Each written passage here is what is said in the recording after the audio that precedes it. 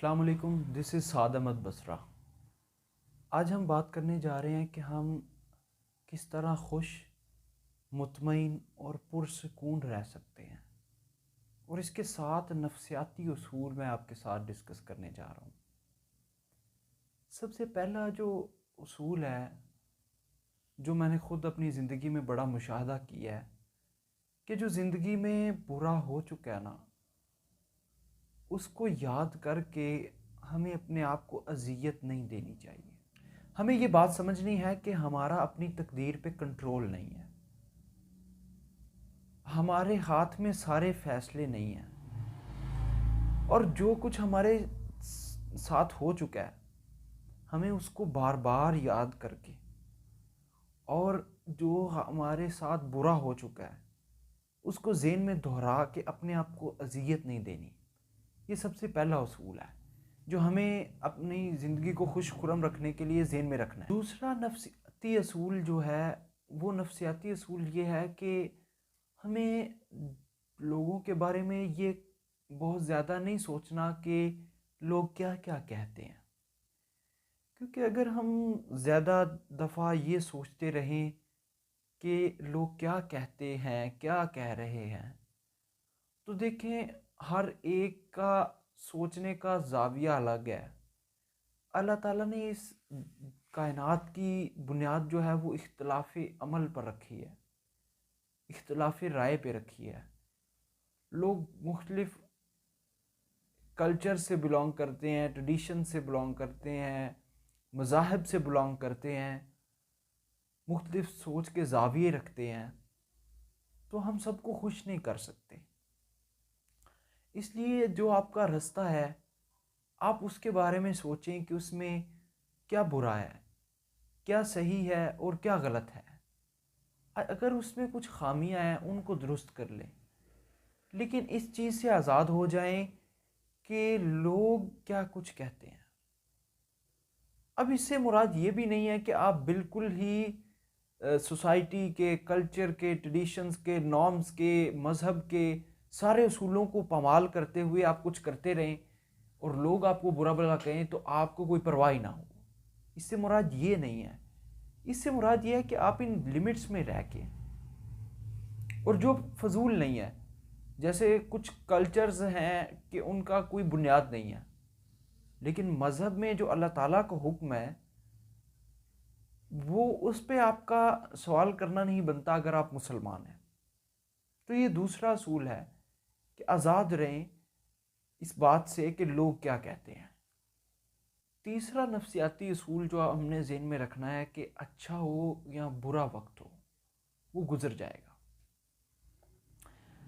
हम किसी भी हालत में एक सफ़र की हालत में हैं, और ज़िंदगी ही एक छोटा सा सफ़र है, तो ये जहन में बात पुख्ता कर लेनी है कि हम जिस भी वक्त से गुज़र रहे हैं ये गुज़र जाएगा, ये रहेगा नहीं। क्योंकि जब हम कहते हैं कि ये वक्त अच्छा है या बुरा है, गुज़र जाएगा, तो अगर हम बुरी हालत में हैं तो हमें उम्मीद रखनी चाहिए कि इंशाल्लाह अच्छी हालत में हम पहुंच जाएंगे। ये उम्मीद बंदे की अंदर की खुशी को और सुकून को बहाल रखती है, जो कि बड़ा हेल्पफुल है कि अपने अंदर सुकून पैदा कर सके। आपकी खुशी का जो अगला अहम तरीन नफ्सियाती उसूल है वो ये है कि आप खुद को सेटिस्फाई रखने की कोशिश करें, और अपने अहलो अयाल, दोस्त अहबाब, उनके साथ अपने रिलेशंस को मेंटेन रखें। अगर हम अपने रिलेशंस को, अपने ताल्लुकात को, उनको मेंटेन नहीं रखते, उनको अच्छा नहीं रखते, उनमें अगर कोई मसाइल हैं, कोई प्रॉब्लम्स हैं, उनको हल नहीं करते, तो ये अब रिसर्चेस बताती हैं कि जब तक रिलेशन बंदे के अच्छे ना हों, बंदा खुश रह नहीं सकता। बंदे के अंदर की खुशी में कांटा अड़का अटका रहता है जब तक कि वो उन प्रॉब्लम्स को सॉल्व ना कर ले, उन रिलेशंस को बैलेंस ना कर ले। पांचवा नफ्सियाती उसूल ये है कि अपने आप को लोगों से कंपेयर ना करें, और ख़ुसूसन जो आपसे दुनिया का माल ज़्यादा रखते हैं उनसे अपने आप को कंपेयर करके अजियत ना दें। क्योंकि जो उनके पास है वो उनकी चॉइस से नहीं है, वो अल्लाह ताला की अता से है और वो उनकी किस्मत से है। और जो आपके पास है वो आपकी किस्मत से है। इसलिए जो आपके पास है उस पर राज़ी रहें,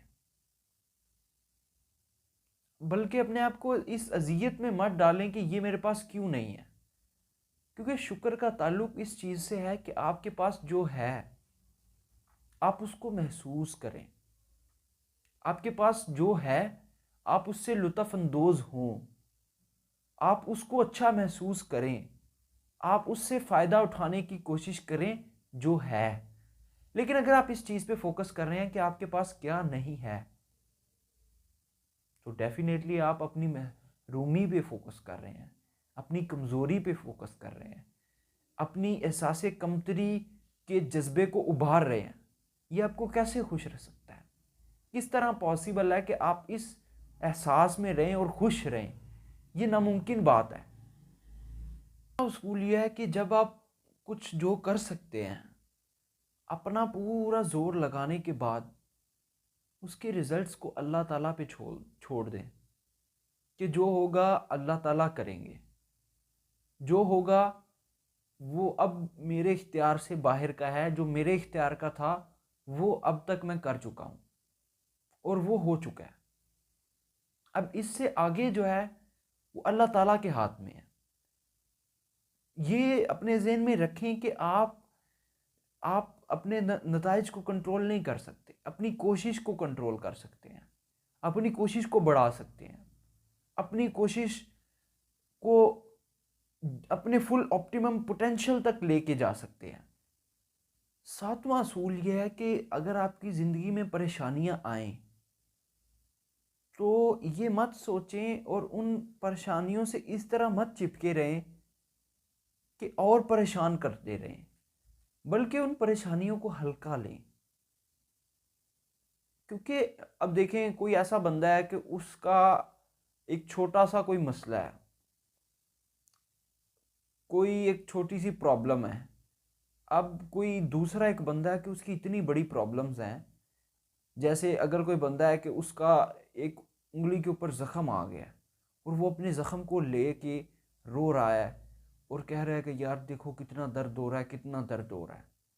और एक दूसरा बंदा है कि उसकी दोनों टांगें कट गई हैं और वो एक्सीडेंट में उसकी 10-12 हड्डियाँ टूट गई हैं। अब उस बंदे को पता चला कि यार इसकी 10-12 हड्डियाँ टूट गई हैं, तो उसको ये गम ही भूल जाएगा कि मेरी उंगली के ऊपर एक ब्लेड का कट लगा हुआ है।